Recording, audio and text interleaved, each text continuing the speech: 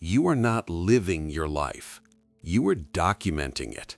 And the more you document it, the less of it you actually feel. This didn't happen by accident, and it isn't harmless.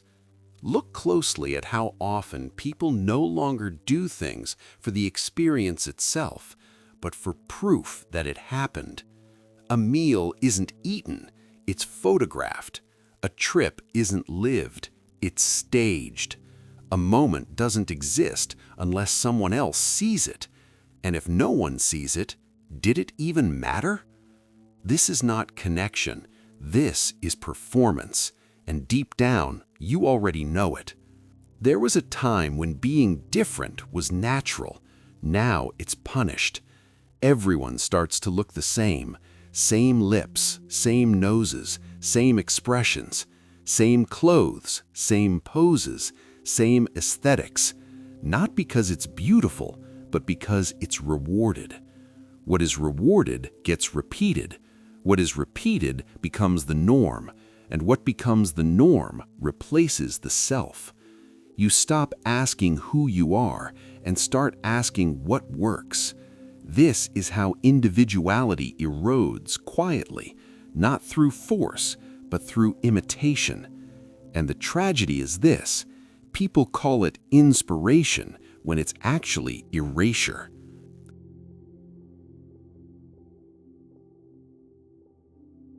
Carl Jung warned about this long before phones existed.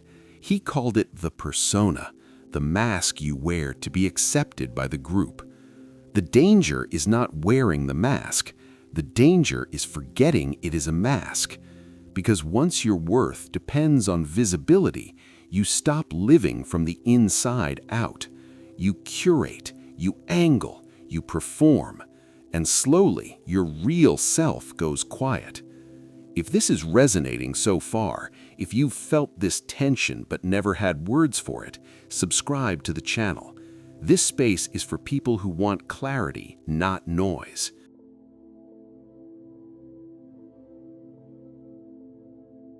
Platforms like Instagram were once messy, unfiltered, embarrassing, human. Now everything is a drop, a reveal, a calculated performance. And here's what rarely gets said. Social media cannot function without watchers, silent observers, monitoring spirits, people tracking who liked what, who followed whom, who viewed but didn't respond. This creates a low-grade psychological surveillance state, not enforced by authority, but maintained by participation. And the system doesn't work unless you agree to play your role.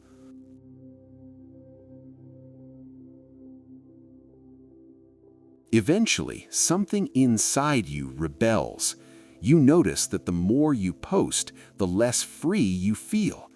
That authenticity turns into competition, testimony turns into bragging, expression turns into proof. You realize you are no longer sharing your life. You are defending your worth against people you barely know, against people you should have let go of, against people who no longer matter. So the psyche does what it must. It withdraws, not dramatically, not angrily, quietly. When you step back, something strange happens. People start asking what you're doing, not because they care more, but because they no longer have access. Moments pass undocumented. Holidays go unposted. Joy exists without witnesses. And for the first time in a long time, you are fully there. Carl Jung called this individuation, the process of becoming whole. It requires distance from the collective gaze, not isolation out of bitterness, but retreat out of awareness. You cannot hear your own voice while performing for an audience. At first, what replaces performance feels empty: silence, ordinary days, unremarkable moments. But slowly, something returns: presence, depth, peace. You stop needing to look interesting and start feeling real. And that is deeply threatening to systems built on comparison. The psyche was never meant to live on display. It was meant to be lived.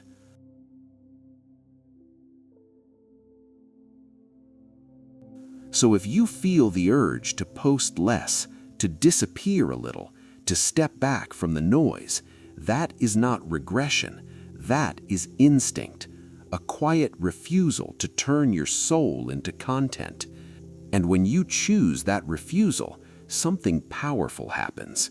You stop performing, you stop proving, you stop fragmenting yourself for attention. You begin, slowly, to belong to yourself again. If this message spoke to something you've been feeling but couldn't name, subscribe to the channel. This isn't about trends, it's about reclaiming your inner life. Because the more unavailable you become to performance, the more available you become to truth. And that's where wholeness begins. So here's the question I'll leave you with. When was the last time you did something just for yourself without posting it? Sit with that, and I'll see you in the next one.